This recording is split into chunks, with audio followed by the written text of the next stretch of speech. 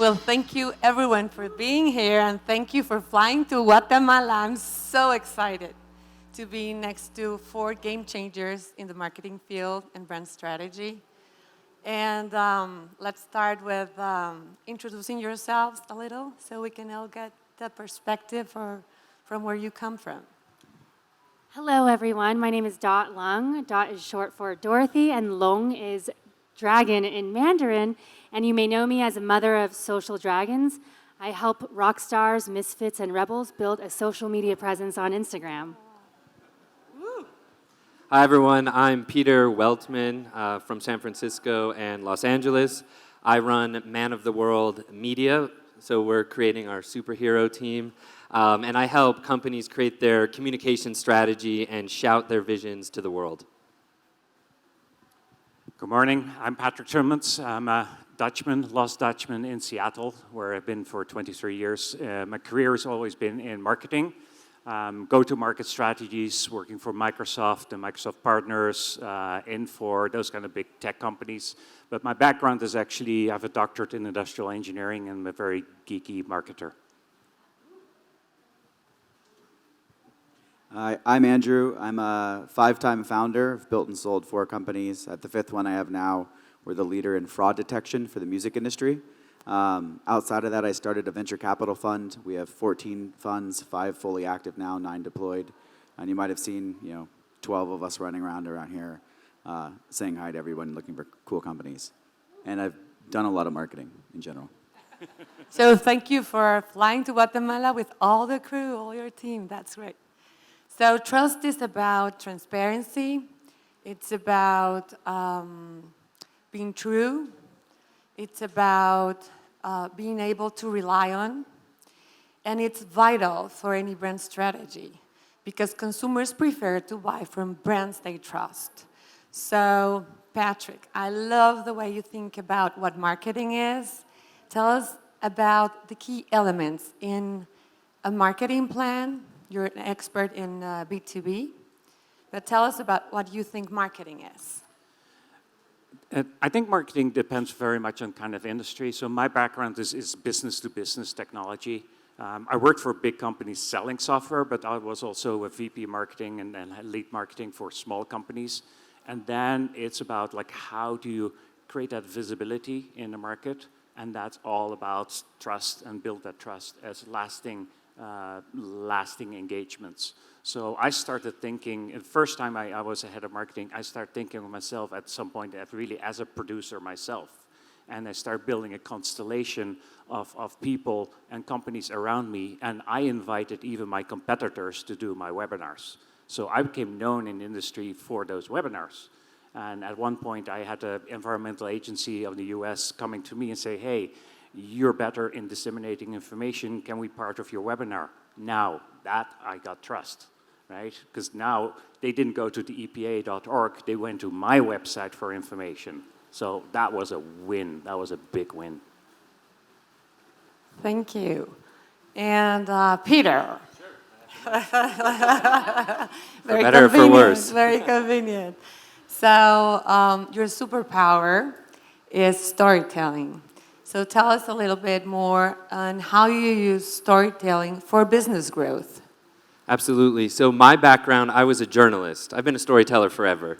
And journalism is about finding details, connecting dots that maybe are not so obvious, and bringing them together in a way that honors the story, potentially the complexity of it, the people involved in it, but then making it attainable and readable and interesting for a wide audience to engage with it. So when I bring that journalistic strategy to the companies and clients that I work with at my communications agency, my strategy, which Paulina and I share, is I want to talk to everybody in the organization. There is no stone that I won't unturn. Specifically, I love speaking to CTOs or technical founders or the people in charge of technology, where I can take the intensity and the depth and the complexity of what they created and what they work on and help it speak to a broader audience. So to me, I like to kind of get my hands dirty and a more is more approach, and it's my job and my agency's job to filter it to make sure that whatever makes it through our rigorous process is the diamond from the entire process. I think Doc could add interesting stuff on the micro side. Wait, is she the interviewer? See, well, do you want to add something? What was the question? Let's talk about social media, because Okay. I think Okay. we, as consumers, we all look for reviews, testimonials in social media, and we can use social media to amplify trust. So tell us about how can we amplify trust?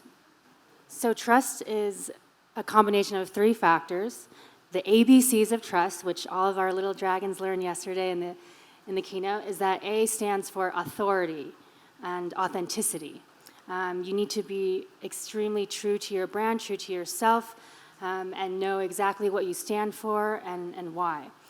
B stands for benevolence. You need to, constantly make sure your customers and you have a good experience repeatedly, and that you are acting in the interest of others before yourself. That's the B in the ABCs of trust. And C stands for competence. So you actually need to say and do the things that you say you can do. We all love brands that deliver, like Apple. They give us the best iPhones, and the packaging.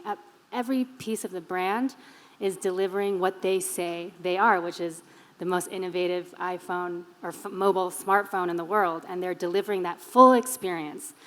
So those are kind of the ABCs of trust, and through social media, you're able to really share all the social proof from your customers, and each touch point in the journey of, when your product is made till it touches the customer. So that's what social media is for. You can share the whole experience of your brand. Are you involved in creating the brand essence or discovering the brand essence with the client? So it depends on, where I'm meeting the client in their journey, but most of the times they already have an idea of what brand they want to create. So we facilitate in, really crafting what that's going to look like visually on Instagram, on their digital platforms. But also, some people have no idea, what should they do? We have no starting point. And so that's we do, a workshop and really figuring out what is your vision and your purpose, and, finding out your why to craft that, the visual branding, but also the brand strategy part. Okay, thank you. And the entrepreneur, investor, Andrew, you know that marketing can make or break a company. You've created so many, I think 4. So tell us about how do you fuel the company's reputation? Yeah, so every company I've done is completely different, sectors. The one I'm in now, we are the trusted third party for, the entire music industry. We have, this year we processed 70% of all streams. So we look at all the streaming data from every single streaming service, and their most important data is their core user data, and we're the only company that they trust to give that to. And so that includes, I get your gyroscope on your phone, if you were listening like this, if it was flat, if you're in a bus, if you're in a car, if you're walking, all the in-app analytics of how you're, looking at songs before you play anything. And we stopped $3 billion in losses last year that would have gone out to fake artists that weren't real, that were stealing from real artists. So trust is the only thing that matters. It's the only currency we have in a relationship-based business, which is music. That meant from the very beginning we had to take the hard road. We couldn't raise money from anyone in the industry. We couldn't raise money or have anyone on our cap table that has a thumb on the scale. We've had to be quiet with massive NDAs for 4 and 5 years where nobody knew who our customers were. A customer would say, "What other customer do you work with?" And we would say, "I can't tell you." And they would say, "Well, we don't believe you have other customers." And I'm like, "I don't know what to tell you." I'm like, "Would you like me to go and tell everybody you're working with us?" And then they're immediately like, "Actually, no." So trust is the only thing that matters in this business. In another business I had, it was trust with customers. So we had a marketplace. We were like Airbnb for bicycles, and we grew to 600 people. We had operations in 17 cities. And the one thing we focused on was what happens when something goes wrong, when someone gets hurt on their bike, when a bike gets stolen, when a owner's bike is damaged. And so no matter what, every GM knew that the first thing they needed to do was take it. That was the number one priority, because in that time where something went wrong is the only thing they're going to remember, and they're going to be the biggest advocate of your brand if you do the right thing. Don't follow like a rule guide. Like, do the right thing in the right moment and take action immediately and have a bias for action. And that led to a really massive trust with our customers, which I think was the reason people trusted and rented bikes and stuff from us so much, and we grew to a large platform. So trust to me is like the most important thing in every company, but who it's directed towards the most probably changes depending on the type of company you have. That's a great lesson. Trust is all it matters. And tell us about how you use trust in your company. I love the way you're doing team building. So I had the fortune of building a company I hate in the past. I was the guy that really believed culture is crap. Like, culture is like what successful companies think about. That was like my mindset. And then I built a company that had a few hundred employees, and I hated everyone at the company. And I was like, this company turned into something I did not want, and it was like too late at that point. So I had this mentor who's passed now named Tony Shea, and he used to push on me constantly about putting customers first and how much culture mattered. And I was really against that and at the beginning. And then I kind of saw what happens when you don't focus on culture. And for me, culture is built through trust, but trust is built through vulnerability. So the things that we do in our company, we have these things like these bios. So when you're brand new to the company, you'll spend 2 hours explaining who you are as a person. You have 3 weeks to put it together. It's about an hour and a half of everything about you, like from when you were a kid, the things you experienced, your traumas. For me, it was like my struggles with weight, like things that I've dealt with personally that made me feel vulnerable. And that vulnerability created an opportunity for everyone else on the team to then reciprocate that vulnerability and breed trust. And that trust built our culture. And so just building these touch points that create vulnerability amongst our team, I'm proud to say that in 6 years, we've never lost an employee. People have tried to poach them. We have every single person we've ever hired, voluntarily, I would say. We've had 3 duds, but other than that, it's, we know right away, because when they don't fit in the culture we've built, it's abundantly clear. And we remove them from that environment. I think that is great. And Patrick, coming from being an industrial engineer, how did you get trusted in the marketing field? Yeah, so my background is really, initially I designed like some shop floor control system for Boeing 777 and that kind of space. And so very techy. And so the people that you like to talk to, right? And the way it works, and that's what I learned being on that engineering side, went to marketing, is exactly go back to the engineers, go back to designers, and it could be services industry as well, same story. You go back to them and ask them really, it's like, what do you care about? And you ask like, what did you do last week? And you do that over a lunch meeting or so, and then the eyes light up. And then you know as a journalist, right, you got the story. And then you use that as building. And so what I've been doing in either large or small companies when I was head of marketing, really work with the engineering team and have that conversation daily basis. And then on the sales side, that becomes really interesting then too. You actually give your marketers the same KPIs as the salespeople. And the salespeople is like, but how do you do that? And the marketers initially push back. It's like, I'm not responsible for sales, but actually you give them that information and you give them the stories, and now you have the trust on the front and back of the house. And that applied when I was the head of marketing I had a marketing team of 3 people. But take a journalist, get a web developer, someone that knows social media, and you produce so much working with that engineering company. And then you get the credibility also on the sales side and at leadership, at the CEO. She's like, oh, you use the same KPIs as our engineers and our salespeople? Wow, right? So speaking the same language, connecting with... Speak the same language.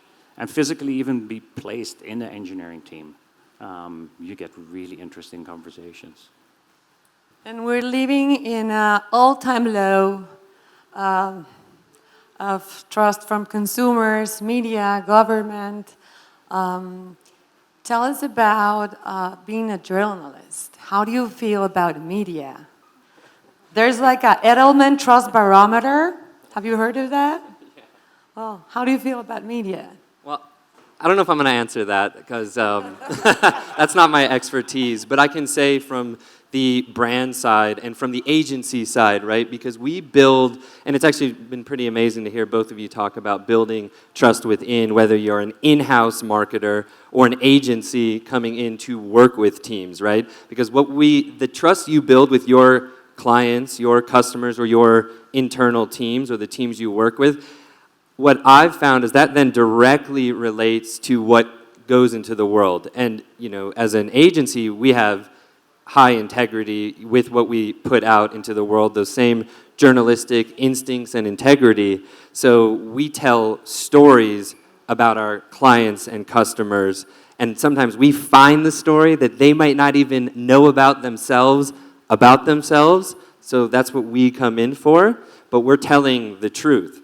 And the relationship really matters. So I don't know about any of you, but I've fired clients before, and that's a great feeling because when there's a breach of trust, when access to founders start becoming not available, and then that creates an inavailability to get the truth, to get the story, to get the best possible outcome for the client, well, then that working relationship is done. And sometimes it just finds its way there. Sometimes there's, you know, difference of opinions. But to me, that internal place, and I'm so glad you brought that up, the internality of what we do as marketers, we're there to amplify and sometimes create a voice to the world. And that voice should be the truth, just put out there in a way that makes sense for a broader audience. And that's what we're experts in doing.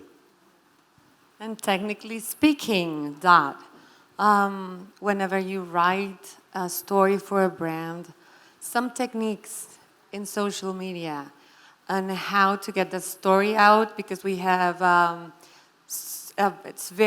social media goes very fast, so we don't have much time to like tell the whole story. So some techniques in social media to get that story out.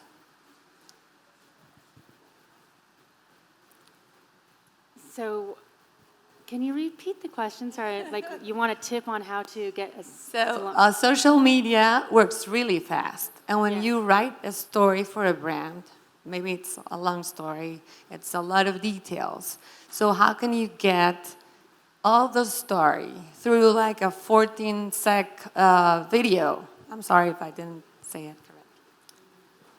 Right, so we have 140 characters to, put out a headline, and our job is to make it sensationalize and get more viral and more tweets. So, of course, we have techniques to, make it more sexy, make it more viral. And particularly for me, I work with, more consumer products and tech companies. We're always trying to figure out how to, make our products, seem better, newer, like, get the news out that we just launched a new feature. Like, and I'm like with the CEO, like, do people actually like care what the new feature is like on your product? No, they don't. They really don't. So our approach is more, let's focus on what the problems are that the people have and market the problem, not the solution. So we're not trying to really make up fake stories or, say, hey, a new product feature is launched. No, we want to focus on how we can solve your problems. And so we lean more into using storytelling to tell what the end user, the customer is going through than making a news flash on a new product feature. Great, so maybe we have some time for some questions. We've learned that we avoid brands that are untrusted, that are unauthentic, and that trust can really amplify business growth. So anybody, do you have questions for all our guru marketer experts, marketing experts? Any questions? They know it all. Oh my God. I'm going to learn from them.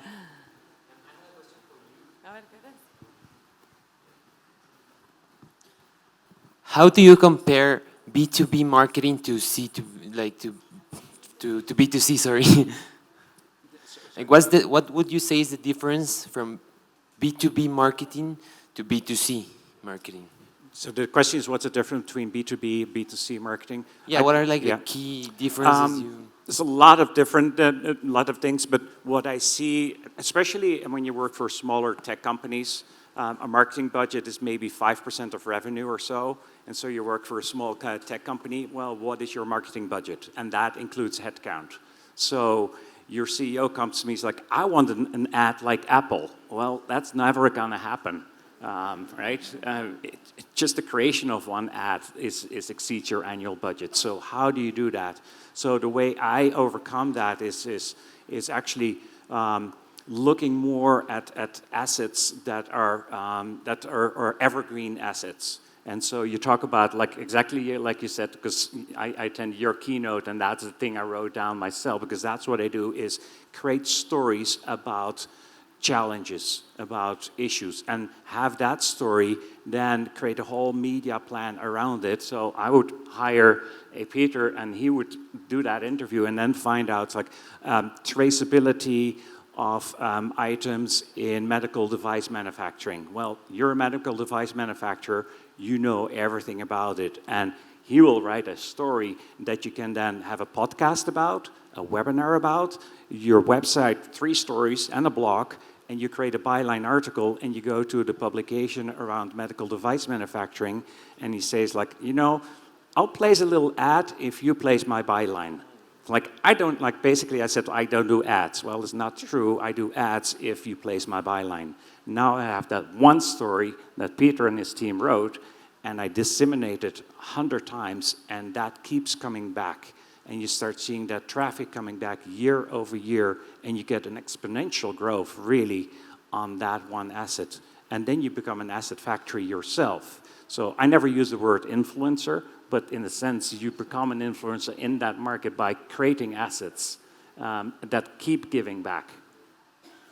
And in the same topic, I'm sorry. Well, I was going to say also, the focus is different. In a consumer, you're targeting one individual who's making a decision, and in B2B, you have a bunch of stakeholders. So your marketing actually needs to be really focused on each individual stakeholder, like persona type, and what they can potentially get from it. And what's really cool about technology today is that's becoming more refined, where you can actually control your marketing message to each specific persona, and ideally you hit them at the same time. But you should always have in mind that this is a group buying decision in a B2B. It's not generally speaking, it's not one individual making the decision. And so you have to win all of them over. And so the harder part in B2B is actually controlling that message with different narratives. So taking those brand assets and then making them resonate with each individual stakeholder so that you can get a consensus that you're the company to purchase. I'll add a component. It's a great question. I was thinking the same thing, hoping someone would ask it, so thank you. In the B2B space, which is where a lot of technology companies sit, I have a rule in my agency. We always think about that C at the end. We always think about that consumer, even when we're crafting B2B messages. Now, there are some companies that are B to B to C, right? You're selling to businesses to eventually leapfrog and sell to a consumer. But even in the most nitty-gritty technology company, you want to have C as your kind of final thought. So I work with a very deep tech, energy, keep the lights on, grid safe kind of company. I'm always thinking, no matter what I write for them, about little Timmy on Christmas having the lights on in his house. I always have that on my mind so that I check myself to not get too in the weeds with the jargon, because at the end of the day, even while they are different, when you really segment them, we are telling human stories. We are solving problems. We are telling what we can do based on the needs of that end person. So If you remember one thing from me, remember that consumer at the end, even when you're in the throes of a very B2B business. Well, that is a great closure. So thank you all for being here, from flying from all over the world, I think. And I would really be very happy if we can take a picture of the audience and all of us here. See? Vamos a ver.